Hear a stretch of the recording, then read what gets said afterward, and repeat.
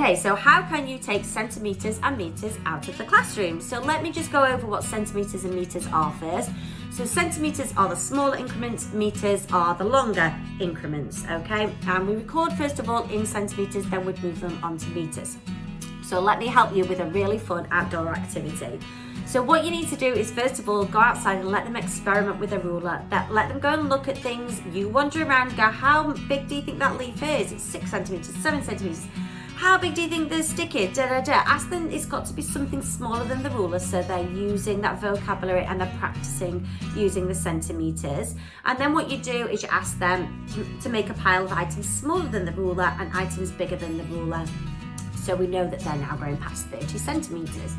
And then what you want to do to try and practice metres is, as a class, ask them all to get a stick. You all get a stick and model how to measure that in metres. You might want to use the metre wheelie. Going up, it's 70 metres. How great are we? Fantastic. Right, I'm going to split you now into groups of 6. So 6 of you over there.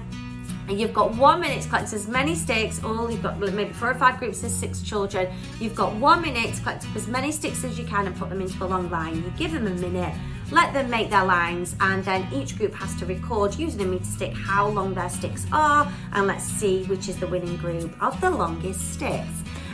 This is a lesson plan in one of our lesson plans, so if you want to download this, you can download it now along with 700 plus resources. They're on our site, plus demo videos, www.themuddypuddleteacher.co.uk, and yeah, download anything you want for a month, cancel whenever you want.